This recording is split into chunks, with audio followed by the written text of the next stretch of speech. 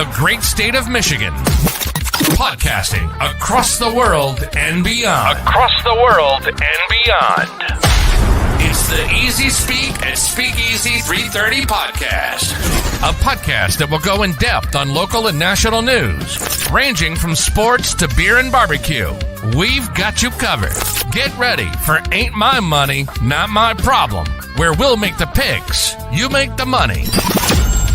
Now, go grab your favorite beverage, sit back, and join Tom, Rich, JP, a.k.a. The Giant, and Drew. It's showtime.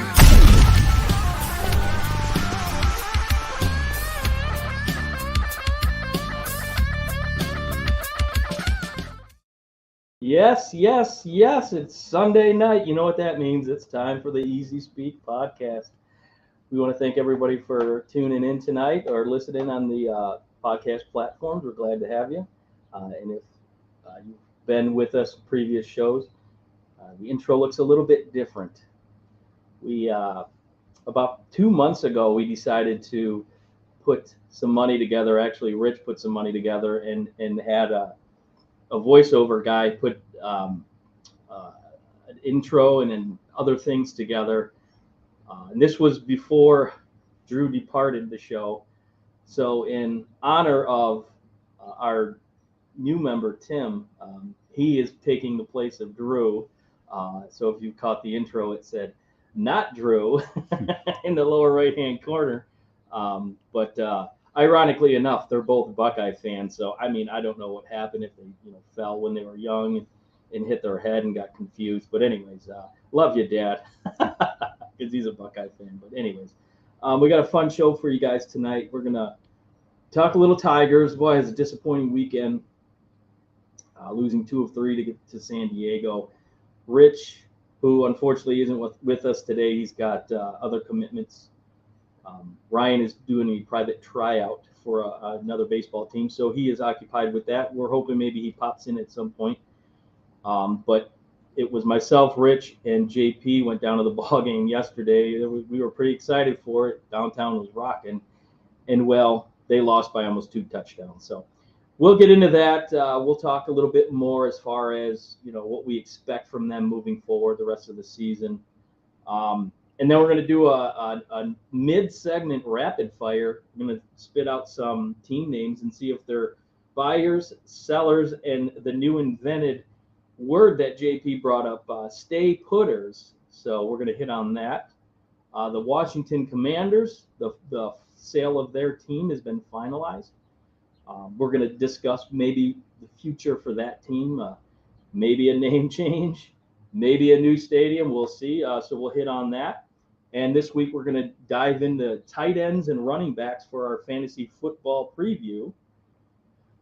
So we're going to give you our top picks and then give you some sleeper picks that maybe you haven't thought about that could possibly make some noise in this upcoming season. And over under Michigan, Ohio State player stats. So Tim's going to take his duties as a Buckeye fan. He's going to give his over under for his Buckeyes, and JP's going to do it for his Wolverines. But without further ado, let me cue this bad boy up for our first guest. Yep. Let's see here. JP the Giant. Oh, yeah. What's up, buddy? Come on. Hey, I just wanted to say welcome to the show, Drew.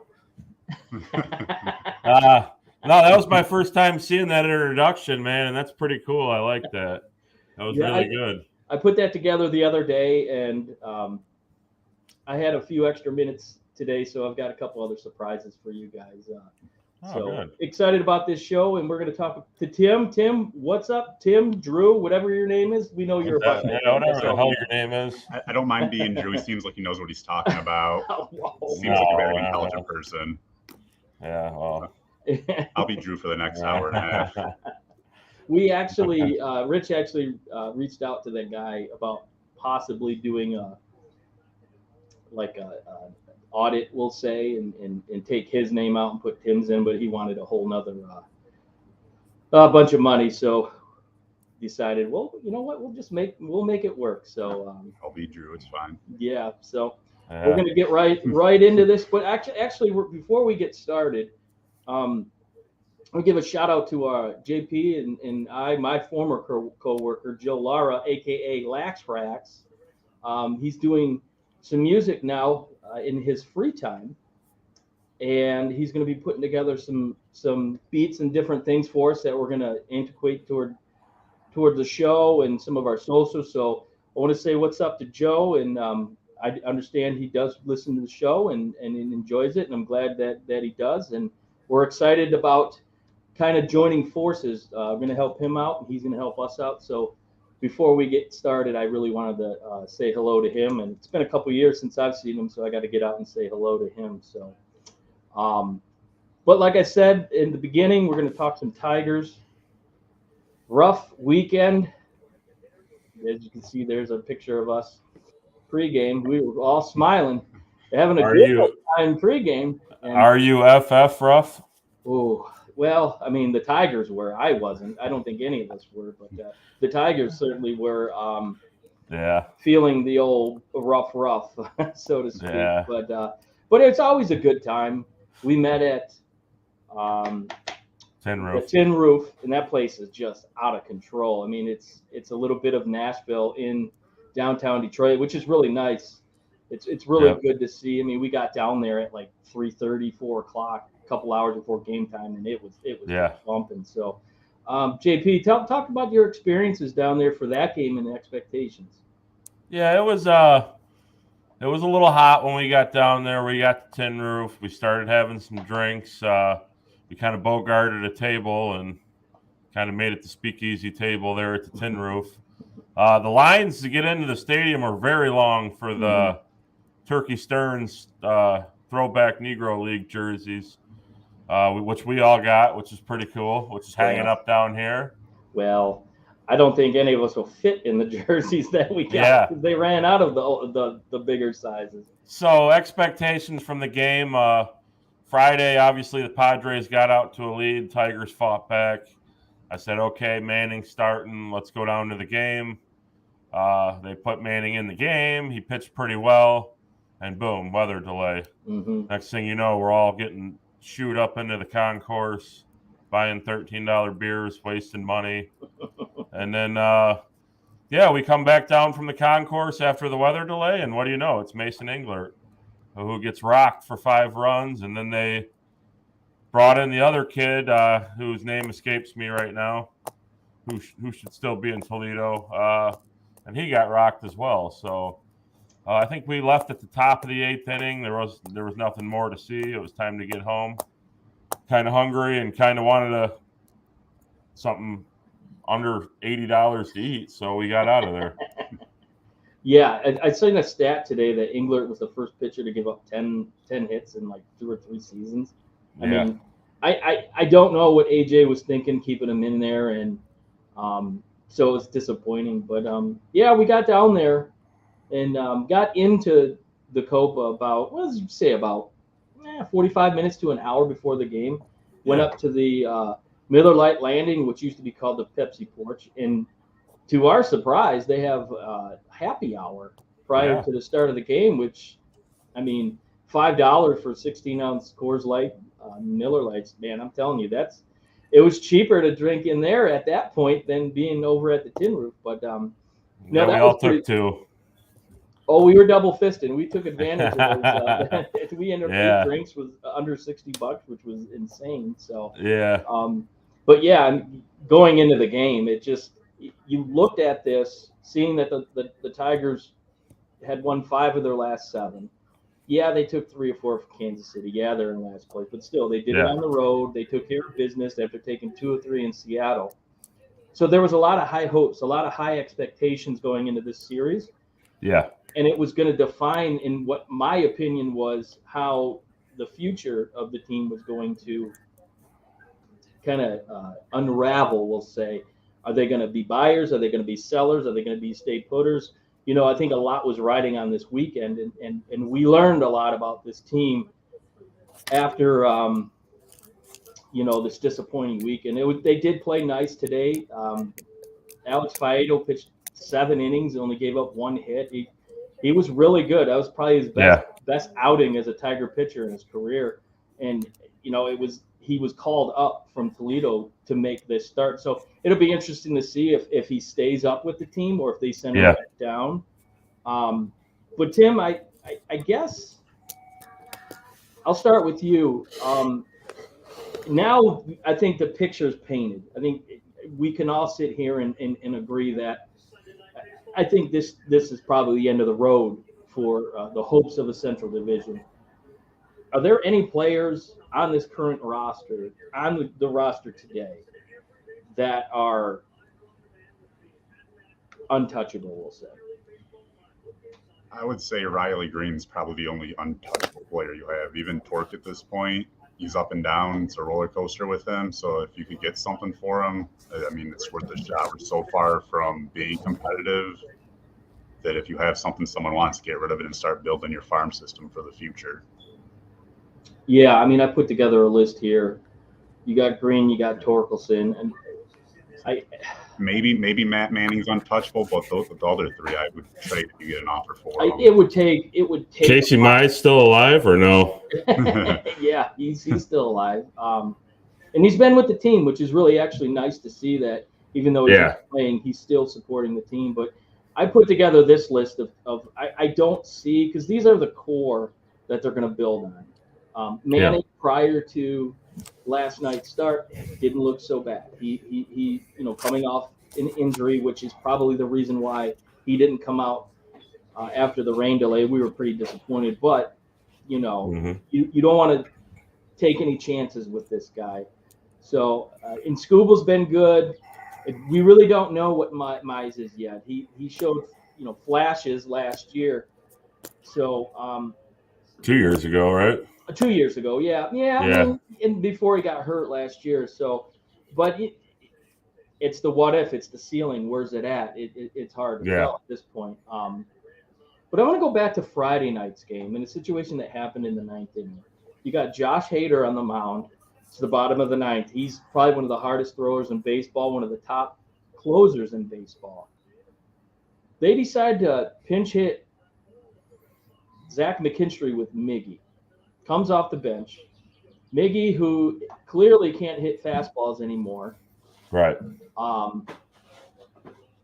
Comes in, first two pitches down the pipe, misses, and then he comes with a nasty changeup, upper 80. So he drops about 10 miles an hour on his fastball, and he whiffs. I mean, is this a situation where they're just trying to appease Miggy, or is that can't possibly be a scenario where AJ Hinch says, "I'm going for this win.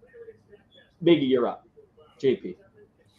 Yeah, I mean, I think analytically he had to have seen something there. Correct me if I'm wrong. I think Hader's a lefty. Yeah. So I think they went with the right-handed, left-handed matchup. As of late, Miggy hasn't done too bad, honestly. You look back at the series in Kansas City, he had to go ahead hit. You know what I mean, to take the lead in one of those games. So I don't think he's looked too bad lately. McKinstry's that guy's on a big downhill slide. I thought he was one of our core players 2 months ago, and I would probably say he isn't now, to be honest with you. And they put him at third. They put him at third today, and guess what? Error. They've been jinxed at that position. Yeah, he muffed that one. That was Javi all day. But yeah, I don't know, man. You look at the bench, and there's not very much over there to use as it is anyway. So yeah, they had to have seen something. It was maybe the righty lefty matchup, like I said, analytically, but that was something that I questioned, especially when McKinstry went 2 for 4 and had a home run in that game.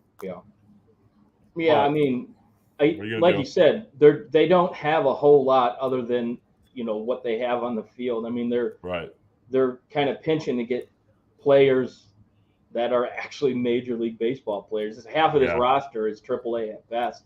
And actually, to think about it, they're 9 games under 500 currently, and I don't think any of us expected them to be even that close to 500. No. So it just kind of goes to show you, AJ Hinch has been turning the right screws, pushing the right buttons.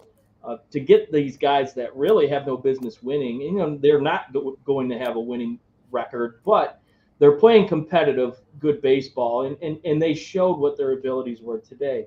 So moving forward, you know, obviously this is, you know, the season's pretty much just they're going to play it out. I think they'll end up third. I don't see any more movement in the division. You know, maybe Cleveland goes on a run. Minnesota's been playing fairly decent baseball, so there's going to be up and downs between them. What are the biggest, most glaring needs? I'll start with you, Tim, that the Tigers need moving forward.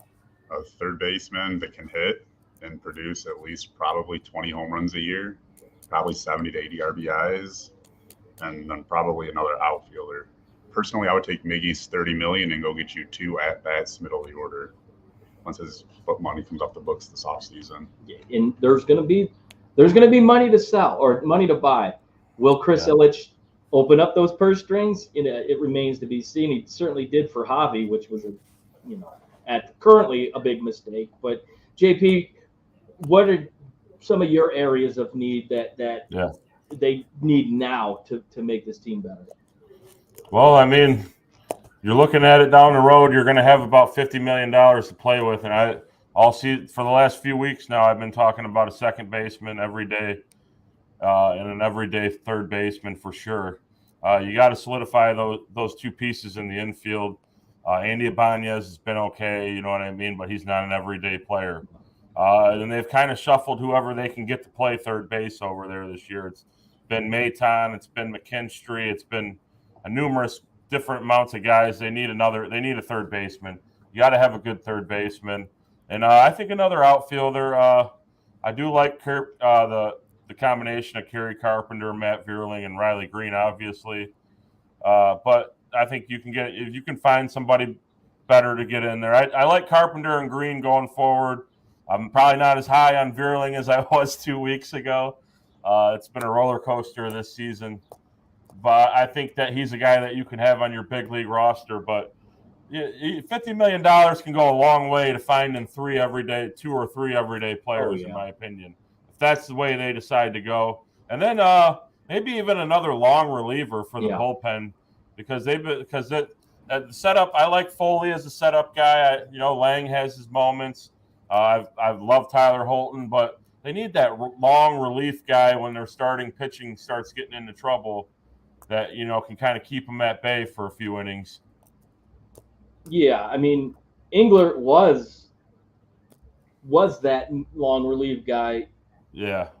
White was the other pitcher that Brendan White, who came in, and Shreve was really the only one that actually looked halfway decent in yesterday. And Shreve's done a decent job this year. Yeah, he's comes in, he's a lefty, gets the 1 or 2 guys, but I mean they need guys, especially with young pitching, and AJ's shown that they're not going to overextend some of those young guards, rightfully so. You don't want to risk any long-term injuries. I mean, look at Mize. They didn't overextend him, and he still had Tommy John and then Skubal's injuries. So and then you lost Tyler Alexander too. And he was kind of that long relief guy, and that's what starter. Yeah, that's what got Brendan White called up. So, I mean, they looked okay in the beginning, and then like major leagues, they figure these guys out, and after so long. But Holton's the guy that's a waiver wire pickup from the Diamondbacks that has an ERA of 1.6 right now. And I think you and I have talked about it. I think he's the guy long term, a potential closing candidate. He's a fireballer, and he goes right after hitters. I don't trust Lang, and he showed it today. He almost blew that 2-run lead, and I get it. It was raining pretty hard at the start of that inning, so I'll give him that. But prior to that, couple of games prior to that, he has not looked good at all. Surprisingly, he got 1, 2, 3 in the combined no-hitter game. I was shocked after that. Yeah. But I do see Holton as being maybe somebody they look at least in the conversation, as being a closer. I mean, for me, I think a glaring hole, you guys said third base. I'm not going to beat a dead horse. Left fielder. Akil Baddoo doesn't have an arm. I know he tries. He just has nothing behind his arm. He's got range as far as fielding Terrible at goes. the plate. He took back a home run Friday night, and he's shown flashes there, but he's very inconsistent at the plate. He's either home run, is feast or famine with him. It seems that he's been had a hard time getting on base. It's either a home run or nothing. So I think you look at him just like you look at Andy Ibanez. Andy Ibanez has been a great pickup, another great find for the Tigers. But these aren't everyday Major League Baseball players. These are guys that play 2-3 times a week, and at that. But even Scott Harris said a couple weeks ago, they're playing. The majority of these guys on this roster are not everyday Major League Baseball players. So what they're asking these guys to do, it's just not in their DNA to be able to do. So, So, I mean, you revamp the whole infield at third base, second base. I agree with you. So they have to play it smart. They can't go out and spend all their money on one position, kind of like they did with Javi Baez. Yeah, I would say shortstop, but I think we're kind of stuck with Javi, because of the contract issues, and I don't see him opting out of the money that he's getting here. No, and getting that money anywhere else. He's not getting it anywhere else. Albeit, we're going to be stuck with him. They benched him the first game in Kansas City, and we played a pretty solid series. He made some adjustments. But one thing I noticed over the past weekend in his approach, and even they highlighted today on the play-by-play coverage, he doesn't hold his hands together. He spreads his hands apart on the bat, which is very interesting. I'm curious to know as to why he might do that. Maybe the explanation was so he doesn't roll over on the baseball, which I get, but he's rolling over on the pitch because he's swinging at everything in the left-hander's batter's box. But I mean, there needs to be an overhaul, and maybe you look at a new hitting coach, possibly somebody that's going to go in there and give a different voice. I love AJ Hinch. I think he is the right manager for this team, for a young team. So, and I've said it before, I really believe that this team of core young players that they have, when healthy, reminds me a lot of the Houston Astros before they made their World Series run. Javi shows he gives you the glimpses of the greatness from time to time. He has an absolute hose at shortstop. Sure. One of his most underrated values that people don't talk about, his arm is elite. Mm-hmm. I've seen him make a couple diving plays deep in the hole and throw guys out that you don't see around the big leagues all the time. So if he can just get that, hit 260, hit 20 home runs, 70 RBIs, 80 RBIs, I'm good. You know what I mean? Because he's going to give you those plays that you're going to be like, wow, And he does that. He does that on a consistent basis. He'll go up the middle and make a ridiculous diving play. And he did have an error today in the ninth, which, again, I chalk it up to the wet conditions. The ball was spinning already, and it hit his glove and just slipped right out. So, but, I mean, it's been exciting thus far, and it's always a good time to go down there. And I do encourage going down and experiencing the atmosphere. Downtown Detroit's just so underrated. It's a lot of fun. Yeah. A lot of my out-of-town buddies give me a lot of shit about Detroit. It's like, when's the last time you were here?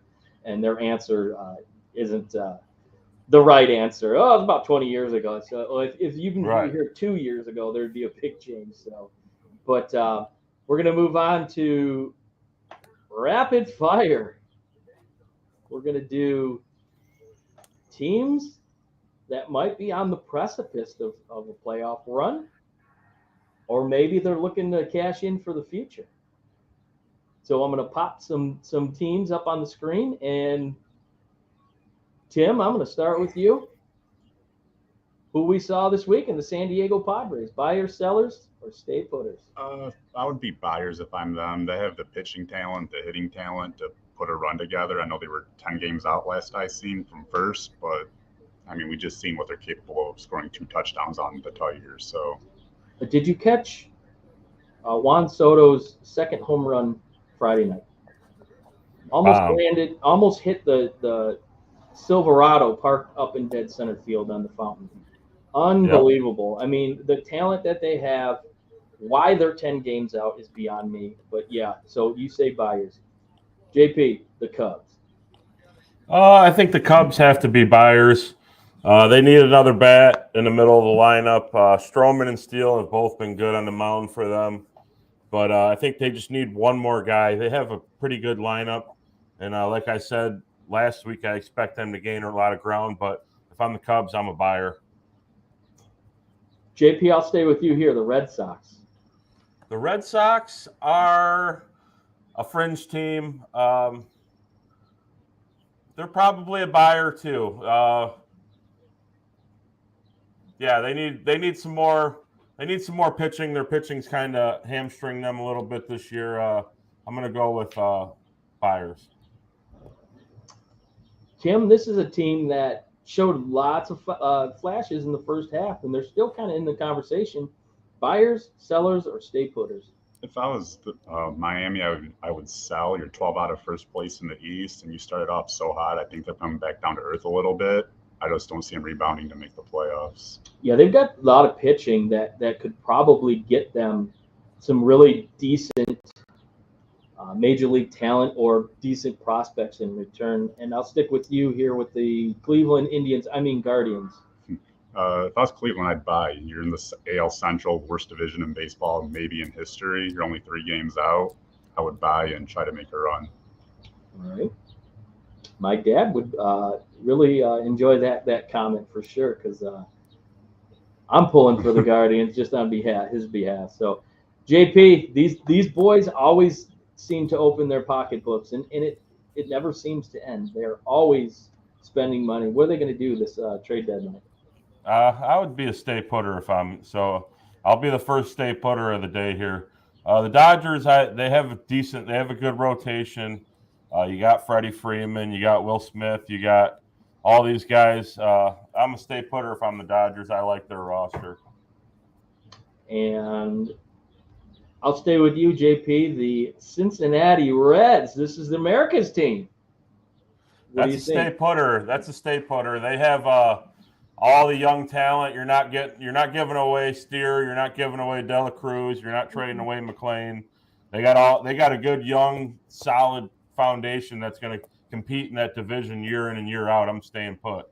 Yeah, and I think where they're at is maybe a little early in their expectations to be as good as they have been. I mean, they're ahead of schedule. Yeah, they're in the mix there in the Central. So, But if you watched last week, I do think Milwaukee will eclipse that division. They have overtook them last week. So, and then Tim will close it out with the Yankees. If I was the Yankees, I would stay put. You're 9 out and a loaded AL East. You're in 4th place. I would buy if you can get Ohtani, but that's it. Other than that, stay put. Yeah. But what's it going to cost? And there's a bonus question real quick. Ohtani, is he going to be an Angel in 2 weeks or not? He'll be a Yankee. JP, Ohtani, 2 weeks. Is he an Angel or not? He'll be an Angel. And I agree with you. I don't think there's a lot of teams that are going to be willing to pony up the return that the Angels are expecting. And then on the flip side, I don't think there's a lot of teams that are going to be willing to pony up the years and the amount of how many teams can really afford his contract? Is it 2 or 3? But if you're looking at Los Angeles, is it the team or is it the manager? Because I'm looking at Moniak, and they got Hunter Renfroe, and they got Trout, and they got Ohtani, and they got this guy and that guy.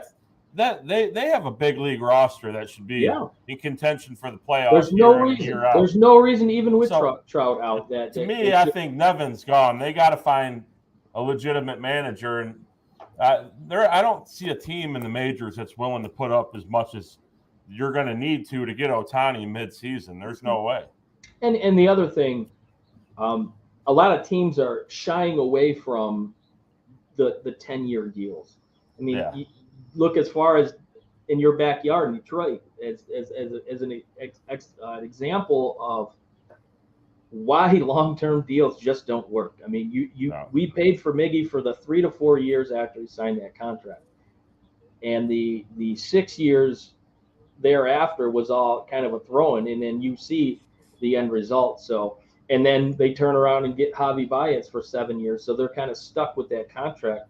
But I mean, I just don't see a lot of teams running down the gates to sign these players for, exorbitant amount, not the money, the terms. So I can see a situation where they're like, you know what, I'll offer you 4 years at, I don't know, $300 million for 4 years.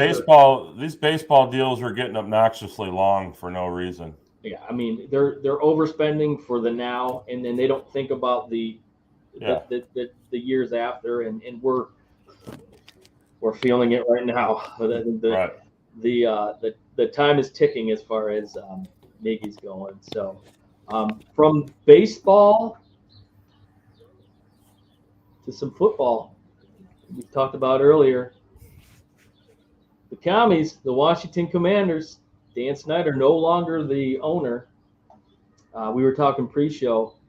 Dan Snyder bought the Washington then Redskins in 1999 for $800 million, and he sells it 24 years later for $6 billion. So not a bad investment from Dan Snyder, but I do have to say the NFL gave him one last kick in the ass by giving him a bill for $60 million for his, I guess, character and his sexual misconduct as an owner. So they put a fine on him, which he just made $66 billion. That $60 million is a drop in the bucket. So I was going to ask Rich this question, but he's not here, unfortunately. But I'll start with you, JP. New ownership. This is a storied franchise, even as much as the name is kind of an embarrassment. We all agree it should still be the football team, and we'll get to that in a minute. But these guys were top of the line, top class organization when they had the fans were out there dressed as pigs. They had a nickname. I can't think of it all. The Joe Gibbs days. Yeah, they had the band. 3 Super Bowls. Yeah, this is a storied franchise. Yeah. And when Dan Snyder took it over, he kind of smeared the name, and it just kept getting worse and worse and worse. New ownership, obviously, part of it is Magic Johnson, which is really cool, local situation. What does this mean for the future of the Washington football team? I think it means a lot. I think they're already, we've talked about, they're already looking for a name change, maybe a new stadium. I think Phil Harris is a young, innovative mind. They're combined. They're partnered up with 21 other people. Magic Johnson being one of the minority owners of the Commanders. Now I almost said Redskins. Sorry, but I think there's a lot of exciting things. Harris, who grew up a Redskins fan, very enthusiastic about the team. Paid for bar tabs in Washington, surrounding areas. His first day on the job for everybody. He talks about what it means to him and what the team's meant to him growing up in the DC area. And I think he's going to bring a lot of passion. I don't think these guys are going to be scared to spend. He's already an owner. He's a majority owner of the 76ers, majority owner of the New Jersey Devils. So he knows what it's like to run a big-time organization. He's not green. He's not new to this. I think they need to start by spending some money on a quarterback. And I think he'll get right down to that because I don't think Sam Howell's going to be that guy. But I am excited for Washington, and I do think that they'll be an up-and-coming thing. You got Eric Bieniemy there. You got Phil Harris, who bought the organization. And things are looking on the up and up for the boys in D.C. there. Tim, as JP just mentioned, Eric Bieniemy. Previously, years as the OC in Kansas City. Kind of a surprise when he decided to leave Kansas City to go to Washington for the same position. Riverboat Ron has been there for many years. He fought and won a battle with cancer, which you're definitely familiar with that. Do you think there was an agreement maybe put in place? And I guess I'll add a second part to this question. Was there a thought that Eric Bieniemy will maybe be the head coach? Maybe this will be Rivera's last year. And then if that is the case with this new ownership, do you think they stick with some of the coaching decisions that they made with the previous ownership? I believe there was some kind of agreement in place where Bieniemy will be the new head coach with the previous owner. Does it stay intact? We'll see how he does as an OC calling plays. I think he wants to get Mahomes shadow a little bit to prove he's a good coach and it's not Mahomes carrying him. Or Reed. That's a 50-50 kind of thing. Bieniemy wants to prove he's a good coach. Right. I mean, it didn't seem like the Chiefs put up a fight, we'll say, to have him stay in Kansas City, which makes you wonder how much of an impact he actually was with that team. The documentary there, Quarterbacks, didn't really show a whole lot about Eric Bieniemy, and I wonder if that was calculated.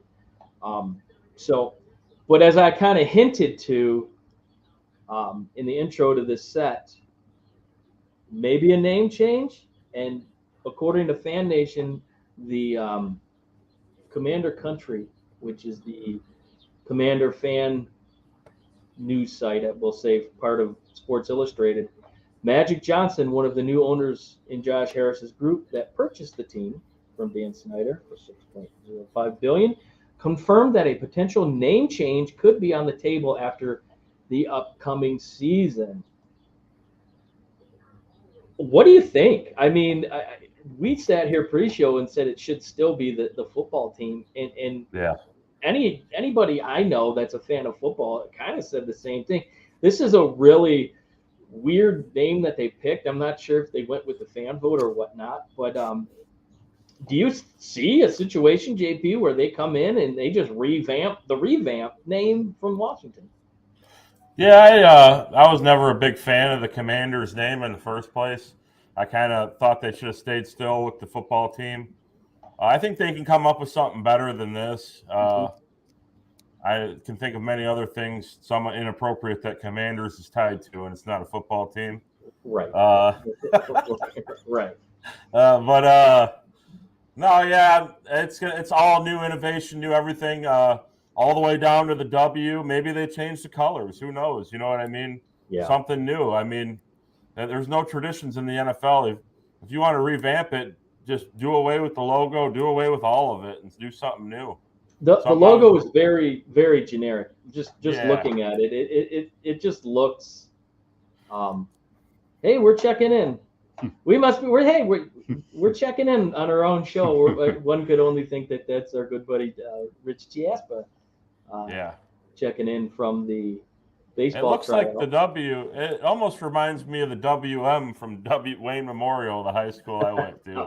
It's pretty tacky. I think we can do better, and I think that they're going to start tackling those kind of issues immediately. Oh, for sure. Real quick, Tim, do you see them changing it, and would you like to see a change? Yes, for both. Commanders is just a stale name. I think everyone already knew Snyder was going out at the time of the name change, so I don't know why it got pushed through, right, other than money and more merchandise to be sold because of the name. Could be. Yeah. But good point. They need a new name, and I think it'll happen within the next year or two, definitely. I think with a new name becomes a new birth, a new beginning, new ownership, kind of getting away from the stain that Dan Snyder left on the organization. And another thing that could help that is a new stadium. I think it's fair to say FedEx Field is the Oakland Alameda County stadium in the NFL where the A's play. That's a dumpster fire. FedEx Field, I think it houses 87,000. And as you can see some of these pictures, we've got water rushing from the upper deck onto the lower deck. You got gates falling on them, so fans falling into the tunnels. I mean, it's just an absolute debacle stadium. JP, with this new ownership, maybe a new beginning, a new respect for the Washington brand in that area. Do you think this will now lead to the development of a new stadium? Maybe not even in the D.C. area, maybe in Virginia, maybe somewhere in Maryland? Yeah, I think you got to. As you said, that field's way overdue. They're overdue for a revamp. The gate thing was insane. They almost fell on Jalen Hurts. They were all Eagles fans too. Well, Eagles, yeah. So it's time. And I think they will. Nobody wants a shower or golden shower while they're in the lower bowl, Oh, God, can you imagine? Ooh, it's Yeah. nasty. And in this day and age, like 87,000 fans, that's almost too much. And if you look at the way they've played the past couple of years, you see a lot more empty seats, and the NFL does not want that. That is not a good look. So we know these processes take a long time. You got to find the land, and then it's got to be passed through many people, and it's a very expensive project, especially the way these new stadiums are being built now. Yeah. But I think with this new ownership, and maybe one of the reasons why they had so many people involved was to kind of get into the good graces with some local dignitaries, we'll say, that might be able to sweeten the deal a little bit. I think Magic Johnson coming into play is good for business. He's a well-known name. So I think that's going to go long as far as, getting new stadium, getting new developments involved. So it's going to be good to see. The NFL was better when Washington's better. Just like the Giants, and I hate to say it, the Cowboys, but when these traditional teams are successful, the league is successful. So but we'll see. Moving forward here, we're going to go in. Except the Cowboys. Nobody wants to see the Cowboys win. I agree. But you're right. I take that back. Yeah, we don't like the Cowboys. Fuck the Cowboys. Well, fuck the Cowboys. It's fantasy preview time. Last week we did wide receivers and quarterbacks. And this week I get to do my tight ends, as I thought we were doing last week. Yeah. My eyes were deceiving me. So we're going to do running backs and tight ends. And we're going to give our top picks and then some sleeper picks. And I'm going to put the top running backs. And this is according to ESPN Fantasy Football. Your number one pick, Christian McCaffrey. And one thing I have found the last couple of years of drafting, whenever they pick the number one, whoever is the number one rated running back, per just about every other publication, it never seems to work out that way. They usually end up getting hurt fairly early. So I tend to avoid their top pick. So, Tim, I'm going to go with you. Who you got for top picks for running back fantasy this year? Bijan's surprising at number 3, but I kind of like it. Atlanta's going to lean on him hard. I think Atlanta's going to win the NFC South. So Bijan's going to have probably that's a bold projection there, bud. Yeah, he's going to have a top 3 year. I'm at Travis Etienne at 11 doesn't make no sense. Jacksonville should be a really good team this year that leans on the run game. I think there's injury problems when it comes to him. Jahmyr Gibbs at 17, I think he's just going to be an absolute stud. He's built for the Lions offense. Lions are a run-heavy team, short passing team. He's just going to gel. He'll be a top 10 back for sure by the end of the year. Yeah, I mean, it's interesting. Bijan's number 3 and Gibbs is 17. So, I mean, they're two completely different backs. I get that. But they're dynamic in their own way. Bijan's more of a power back. Jahmyr's a Kamara type back. He's going to come out of the backfield. So, JP, who you got for top running backs? Yeah, put that list back up there for me real quick so I can tear this shit apart. Look at it. So they got Nick Chubb at number 9, who's better than Derrick Henry, Josh Jacobs. Oh, no. He's better than Derrick Henry. He's better than Jonathan Taylor. He's better than Saquon Barkley. He's better than Bijan Robinson. That's a lot of disrespect, a lot of shade that ESPN's throwing at Nick Chubb, first of all. Every year. Yep. And then my guy, everything else is kind of stand pat. The Bijan thing's kind of surprising. The guy hasn't played a down in the NFL yet, and he's already being touted as the 3rd running back, and he really didn't have a big year last year at Texas, which is a disrespect considering the year that Josh Jacobs came off last year. If he doesn't decide to hold out and play this year, Ramondre Stevenson, who I had last year in fantasy. A hell of a receiving back out of the backfield.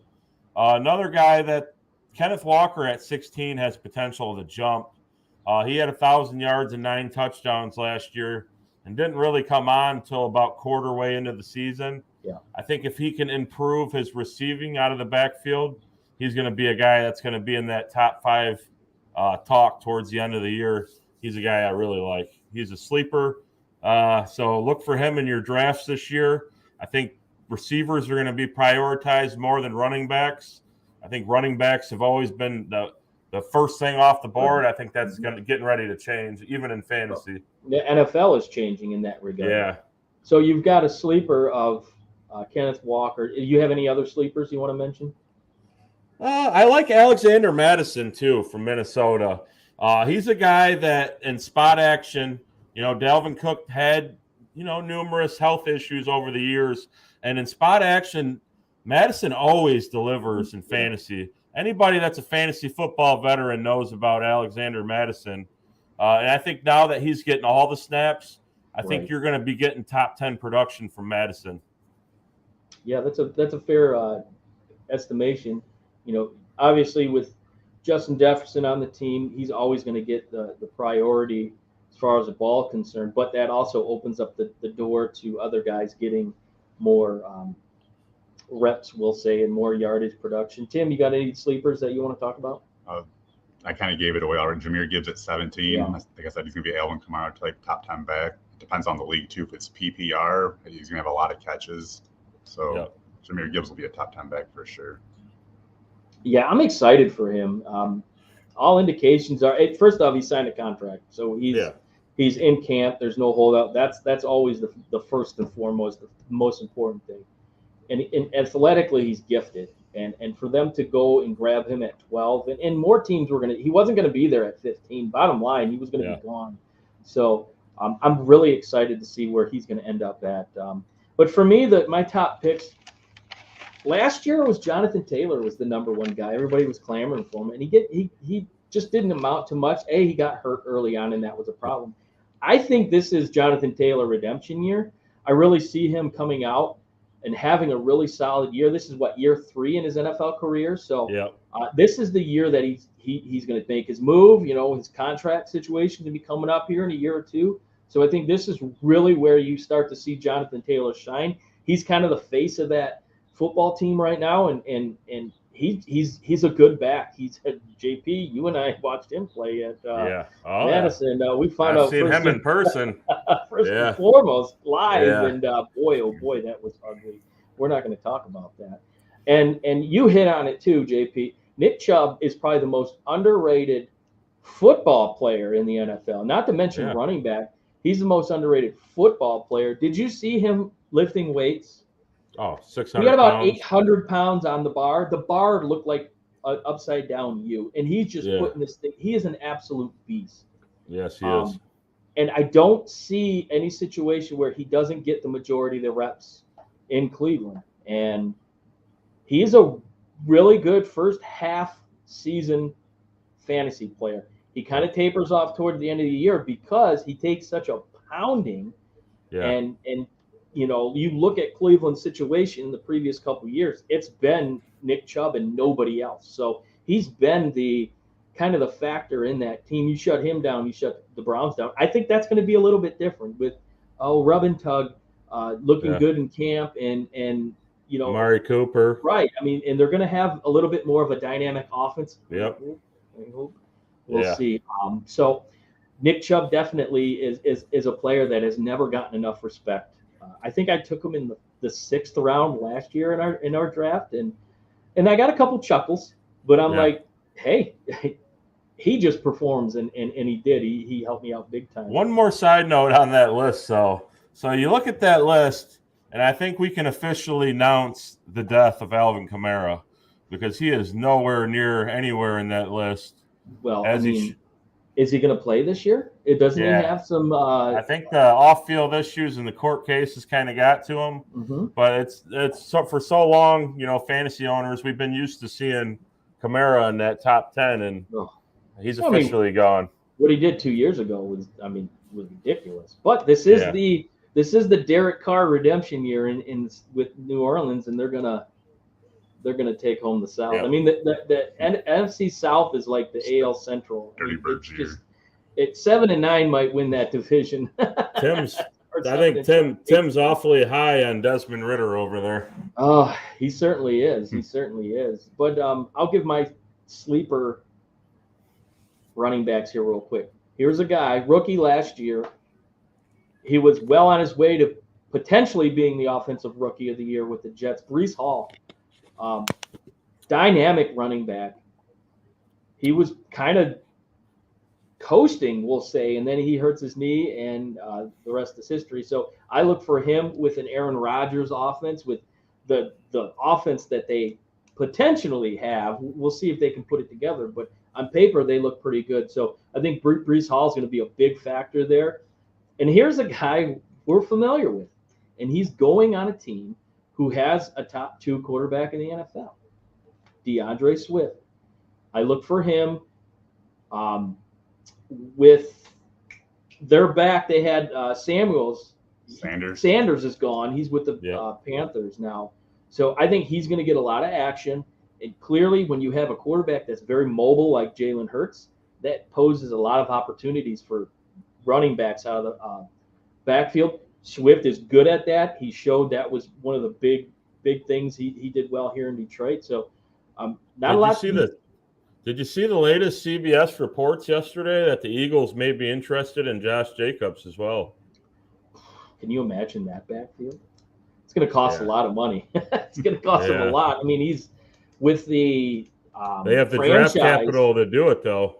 Yeah, I mean, right now I think they were going to franchise him. He's going to make like just under $11 million. So it's going to cost a lot, and that would be you want to get back to the Super Bowl. That's a good way to make that happen. So we're going to move on to tight ends. This is a tight end game. I think Gronkowski, well, go back to him. He kind of changed the position, and Kelsey's just kept it going on. And now we're just seeing so many big athletic. They can run routes. They're fast. They don't necessarily block well, but, man, they can put up points. So it's definitely a tight end game. One reason why I think running backs aren't as valued as much. So, JP, give me your top fantasy tight ends. Yeah. Obviously, Travis Kelce's the OG here. Mark Andrews, I think, is going to have a big bounce-back year. They've kind of insulated some talent around him with Odell Beckham. I think Rashad Bateman should take a step. A little surprised to see Hawkinson ahead of Kittle. But, Hawkinson is a premium target. Darren Waller's kind of been underwhelming the last couple of years. I'm not ready to trust him. Dallas Goedert, another guy that's kind of a little unheralded, but a really, really good tight end. Injuries. Kyle Pitts, man, the guy's a freak, but it just can't seem to put it all together. I understand that they've had quarterback problems in Atlanta. Pat Freiermuth, I mean, all these guys. My sleeper, Evan Ingram, 73 catches last year, 700 yards, 4 touchdowns. I look for him to be more of a red zone target. I think Trevor Lawrence is going to take a big leap this year. And then you're going to have Calvin Ridley and ETN around him. I think he's going to do some damage. Another sleeper of mine, Cole Kmet. Now, if Yahoo and Tim, your boy in Chicago, can take that leap like everybody's saying, I think Cole Kmet is a guy, a long line of Notre Dame tight ends. He's a big guy. He's a fast guy. He showed you some flashes last year. I think he's a guy that could be a sleeper. Yeah, he's athletic. Kmet, he showed signs last year, but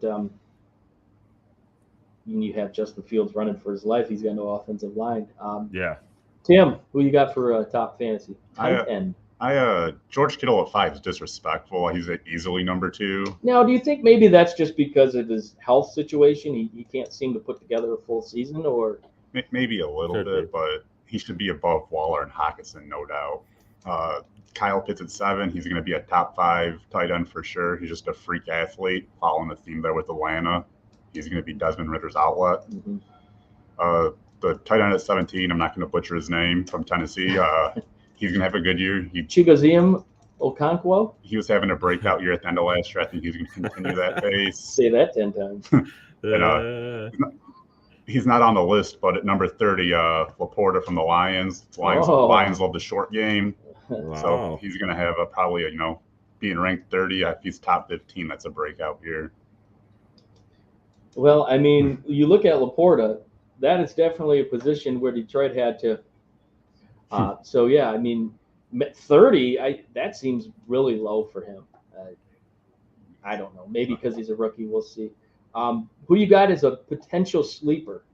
Sleeper, probably like JP said, Cole Kmet from Chicago. You know, Justin Fields should be having a breakout year. He's expected to take that leap, and he has a Mooney and the receiver from Pittsburgh. I can't think of his name right now. Oh, Claypool, yeah, Claypool and Mooney on the outside should free up the middle for Kmet pretty much. the Canadian Claypool.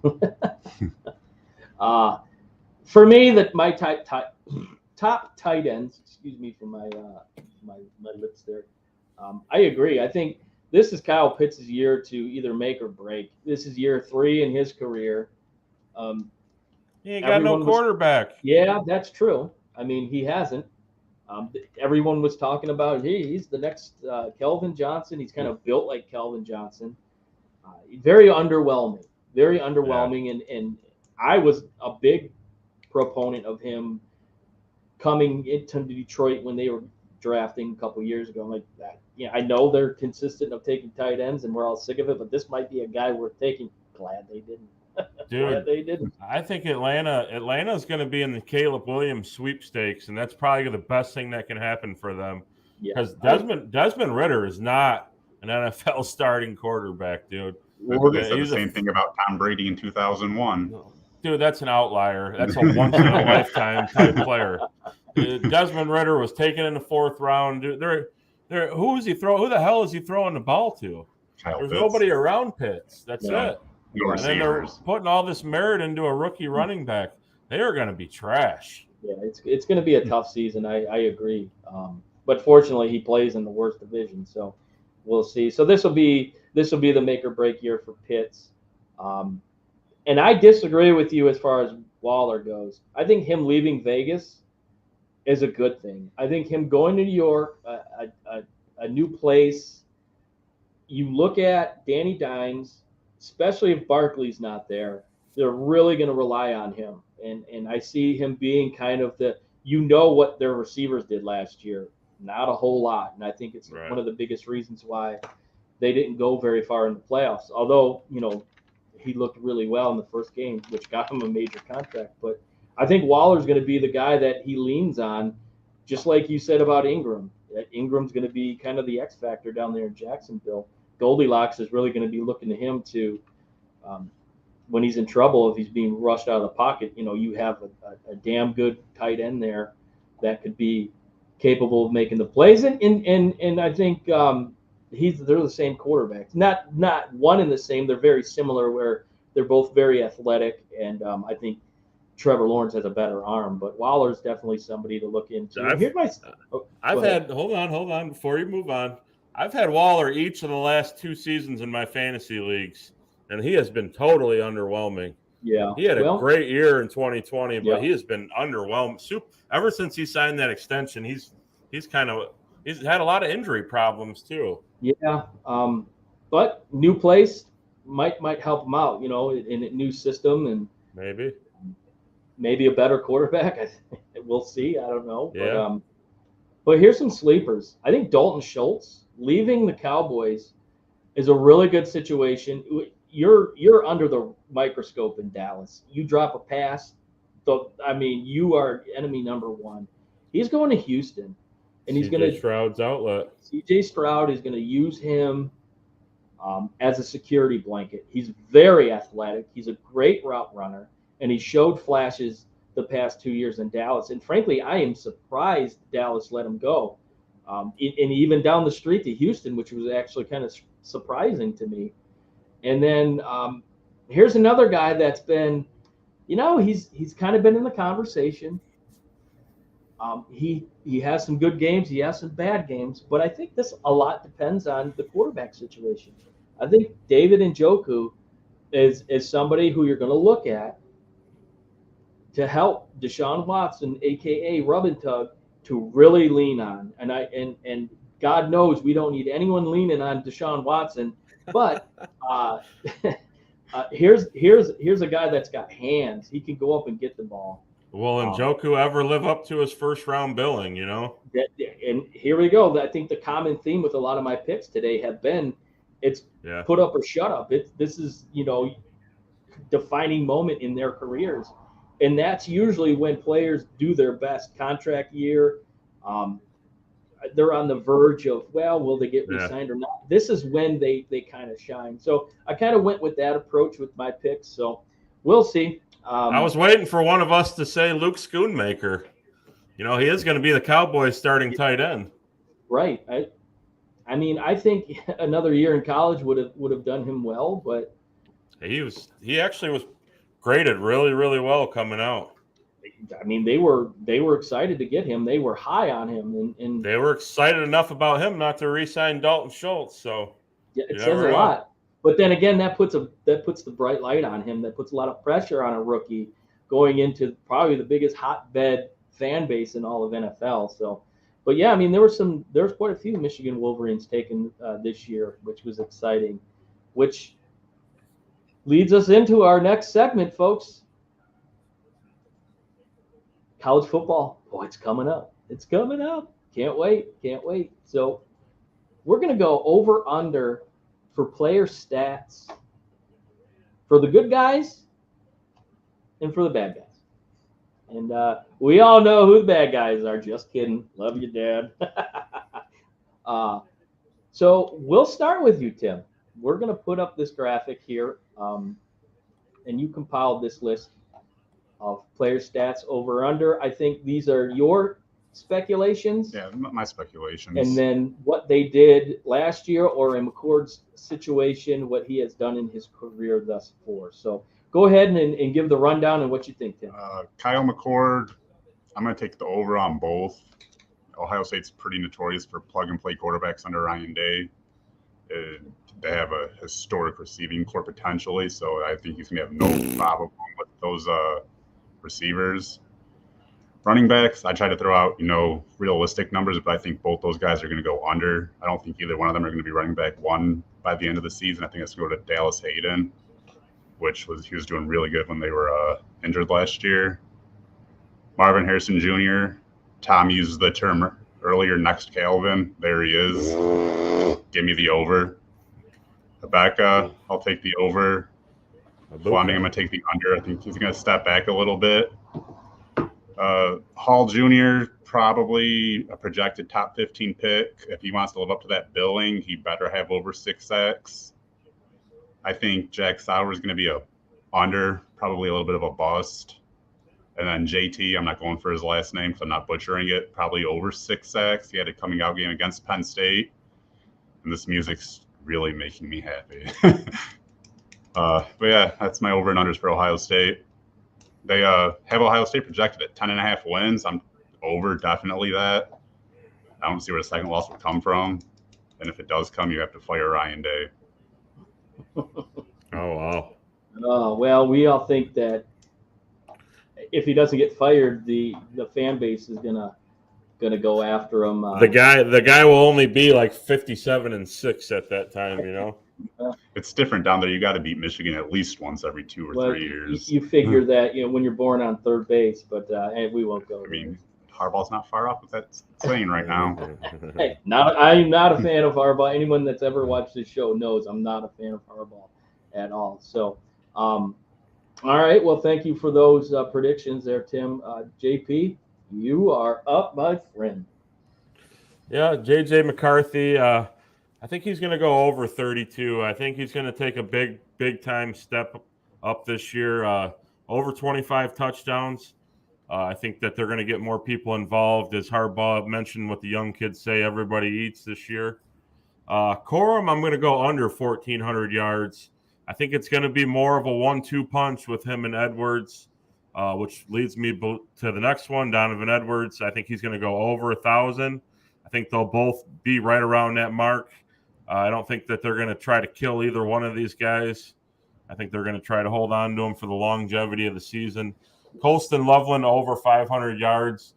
He really came on in that OSU game and the Big Ten title. I think he's a guy that's going to explode this year. I think he's a top 5 tight end in the country. Roman Wilson, a guy that has been underutilized Really came out in that game against TCU. I'm expecting for him to do big things. I think he's going to go over 500 yards. With that being said, I think Cornelius Johnson's targets and production will be kind of a little overshadowed by Roman Wilson. I'm going to go under 650. I think he'll be around where he was last year. My big breakout guy for Michigan this year, Braden McGregor, over 7.5 sacks. This is a guy that was a five-star kid coming out. He's from Michigan, Port Huron area. He blew his knee out his senior year of high school. He's just now starting to round back into form. If you look at him in a set of shoulder pads and a helmet, he's almost a twin of Aiden Hutchinson. I think he's going to have a big breakdown. Hold on one second. Hold on, JP.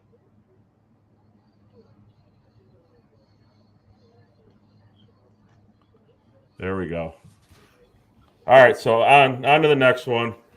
Jalen Harrell, 6.5. I think he's going to go under.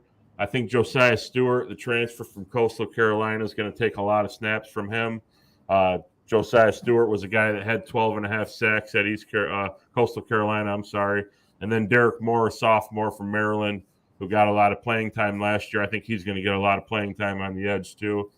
Chris Jenkins, a guy preseason All Big Ten, preseason All-American potential. He's actually beefed up 25 more pounds. The guy's jacked. He only had 2 sacks last year. I think he'll go over 4.5, not by much, but he will. He's a 3 technique guy in the middle. He's quick. He's strong. I think he's going to have a big breakout year. He's a projected first-round pick. And ladies and gentlemen, that is what makes this show so much better than everybody else out there. The depth, the detail, the knowledge that JP brings and that Tim brings with his Buckeyes. But we are definitely thankful for that. But, man, you guys broke that down really good. One thing I will say, but it wouldn't shock me if it happened, 35 touchdowns with McCord, that's lofty goals. That's lofty goals. I think he'll be a top 5 pick in next year's draft. I would almost friendly wager. You guys want to put $20 he's a top 5 pick next year? Well, we could sit that down. We're not talking about money. We're talking about $20 in like food credits or whatever. Yeah. We don't bet for money around here. No. Right. But I mean, it's a lot of pressure. This is a lot of pressure from a guy that I don't even – has he been named the starter yet? Yeah, he's a starter. Okay, but, there was a lot of question marks. But this is the year that is JJ going to make – there's a lot of people that are talking that he can't win the big game. And I disagree with that. I think he showed a lot of progression in his – as the season went on. And how he played against Ohio State was phenomenal. Went into a buzzsaw situation in Columbus. And that is infamous. I think, when you build up those when you play in those big games, you build that callus. You know what I mean? And having that big game experience will help him mightily. I mean, you got to remember before this is his first year as a starter last year. Which like McCord, what he's going to go into this year. And go ahead. No, and two. He was the first-year starter, and there was a lot of naysayers in his locker room. So there was a lot of pressure put on the guy that hangs just over your left shoulder. So, and I think he met the situation. He met it. He met the mountaintop. And one thing I really am impressed with him is his football IQ. Nothing is too much for him. He goes out there. He does his meditation at the goalpost, and he kind of takes it all in, and he's kind of a rare bird. You don't see too many players like him out there today, and I'm not saying that because I'm a Michigan fan. I just look at him in general compared to a lot of these other kids. I'm sure his NIL deal is very lofty, but he's playing for the love of the University of Michigan, and I don't think you see a lot of college players doing that these days. But Tim? We're going to learn a lot about Kyle McCord week 3 at Notre Dame. So we'll learn a lot about him early on. Yeah. Week 8, he's at Wisconsin. And then, we call that Michigan. So he better be title tested enough by week 12 to figure it out. And for JJ, for JJ, for him to take the next step, he's got to connect on more of those deep balls this year. I think he had a problem last year overthrowing guys. We know he's got plenty of arm, but sometimes he needs to know when to, he needs to figure out when to put the touch on the ball. And I think that, new quarterback coach Kirk Campbell, who's a guy that the program's really high on, should help out. Passing game coordinator as well should help out in that aspect. He's a guy that everybody raves about. Sounds like he has the top recruit in the country from Belleville dead to rights. You know what I mean? So he's a really good quarterback coach, a really good young football mind, and we'll see if that pays dividends for JJ. But he's got to connect on the deep balls this year. Yeah, it seemed like he had a cannon, and it wasn't for a good thing. When he put the ball just over the defensive back's reach, he would shoot a line drive at it. But like I said before, as the season went on, his touch seemed to get a little bit better. Yeah. And with the proper coaching, I think it definitely could help him out. So, man, I cannot wait. This show is going to be so much better once football season starts. Between college. We're there. Between college and pros. Oh, I can't wait. It's just going to be so. Did you guys see Dan Campbell doing his down-ups yesterday? Oh, yeah. How come football is back with us? Yeah, right. Man, I was bummed to see the Jets got Hard Knocks. I would have liked to see the Lions in it again. That would have been a lot of fun, but that's just selfish me. So yes, Sauce Gardner bought Aaron Rodgers a new number 8 chain and presented it to him. I saw that. They have an odd relationship there between Sauce and Aaron Rodgers. Yeah, they when they played, Sauce Gardner went up to him and I don't know if he got Rodgers' jersey or they kind of made a friendship, right? After that game, and they started talking. And of course, when he found out that Rodgers was going to New York, he was his biggest cheerleader. Excited. Oh yeah. Yeah. So there's another aspect that's going to be fun to watch. But man, college football season. When's first week? August 26th, week 0. Yeah. Notre Dame and Navy in Ireland. Oh, that's right. Yeah. So. Man, I'm excited. So, fellas, are you ready? Get those betting slips ready. It's time for Ain't My Money, Not My Problem, where we make the picks, you make the money.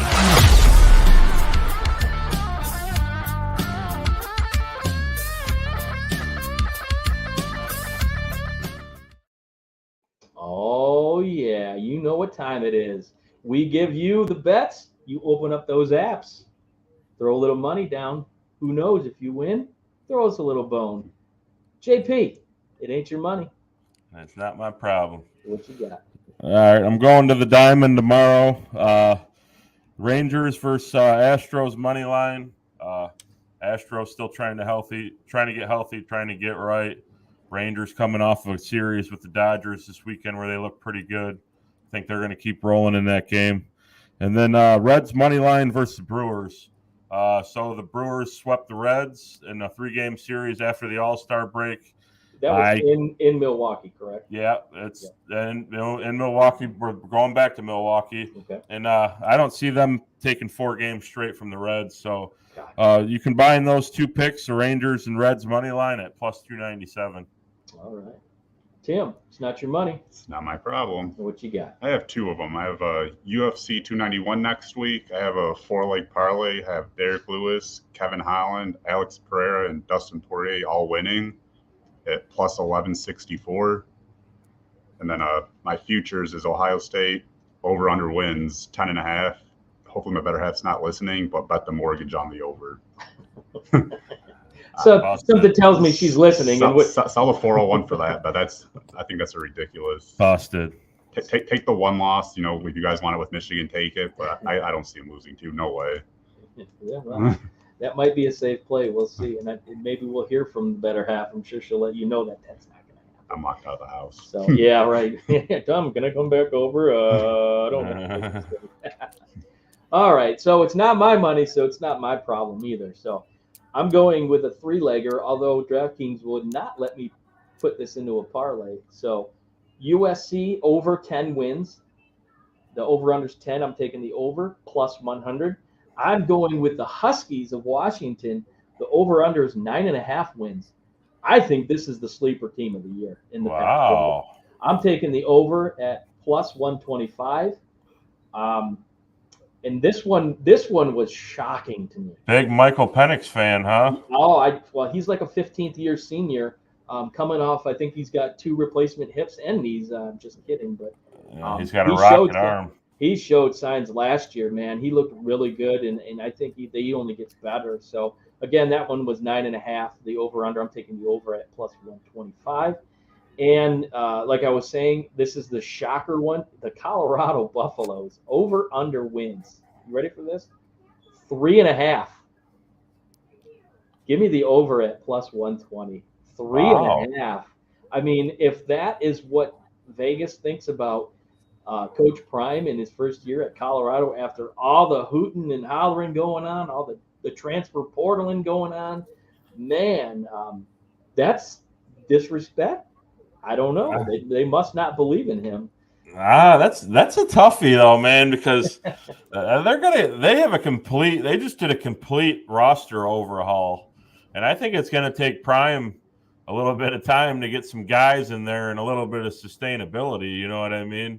I mean, his son is his quarterback, and I do like Shador, but I don't know, man. I think they're going to get rolled over, and plus, you know, with as gaudy and as loud as he's been, I think they have a big-time target on their back. Yeah. You know, teams are going to bring it for Colorado every week. You're right on that aspect, because they were the talk of the town. And when he signed with Colorado, I mean, there was a big buzz around there. So, yeah. But it is shocking that's 3.5. So I'm going for the over. Today's the over party. And in one thread there, it was all Pac-12 teams. That's interesting. Hey, it ain't my money. I took USC last time, so ain't my money. It'll be definitely interesting to see how that plays out. So, fellas, this was a great show tonight. Again, we were missing Rich. Hopefully he'll be back with us next show. If we do one next week, maybe it'll be Saturday, but we'll see, because I'm going out of town. But with that being said, JP, got any closing thoughts?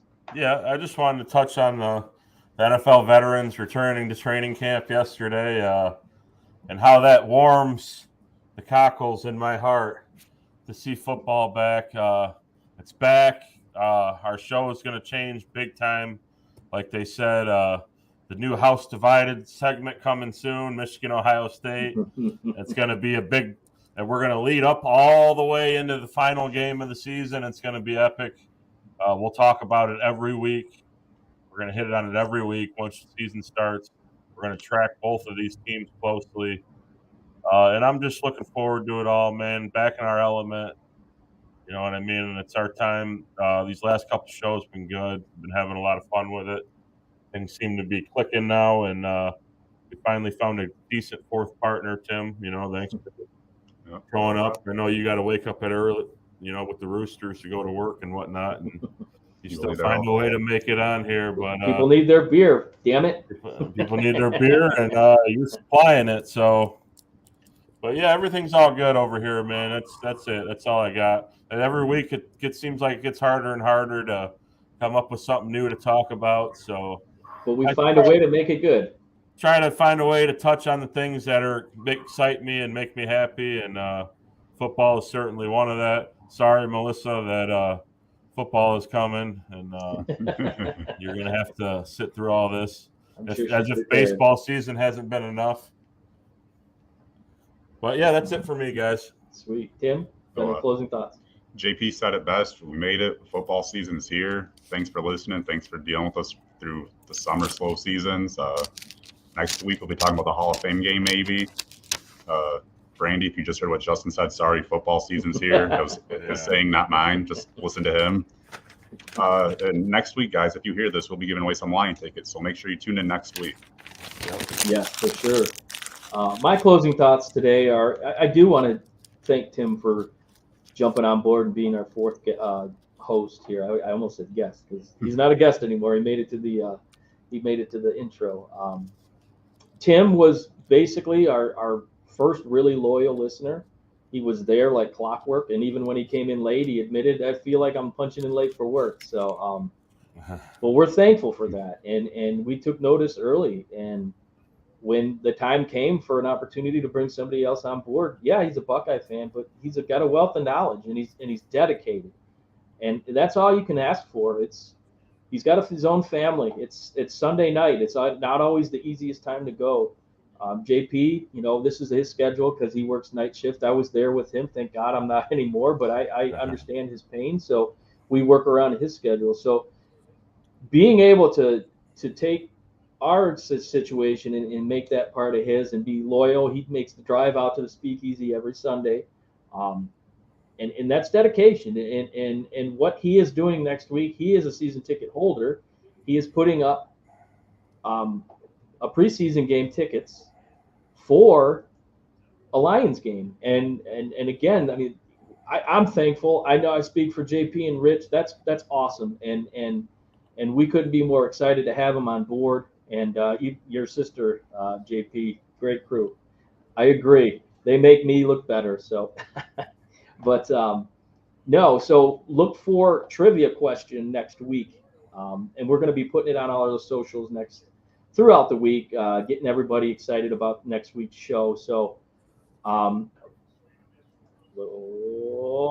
boy, she checked in, but I was surprised she didn't hit with none of the betting with your betting, but we won't go there. She'll have to go back if she didn't hear it already. So, but yeah, I mean, I think Brandy hit it best here. We all are in that situation. I know I always wanted to be into sports. This gives me an ability to kind of live out my dream per se, even though it's this in this nature, but I'll take it. I love it. I love all the engagement from the viewers and the listeners, and look forward to getting even better as the year goes on and with football season. So with that being said, we look forward to seeing you guys next time. Again, trivia question, look for it. It's going to be a tricky one. It's going to be a tricky one. I'll just let you know right now. So, but this will be a first for the Easyspeak podcast. We've never gone down this road. We're looking forward to it, starting a new tradition. So give us a like, follow, subscribe on all the socials. Please, guys, this helps us out. This makes us better. This gives us better reach. So we look forward to seeing you guys right back here next week. We'll see you. Thank you for tuning in to the Easyspeak at Speakesy330 podcast.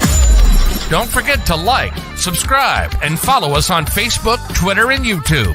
Check us out on Apple Podcast, Spotify, or wherever you get your podcasts. We look forward to sharing another cold one with you right here next time for another fun-filled episode. Cheers.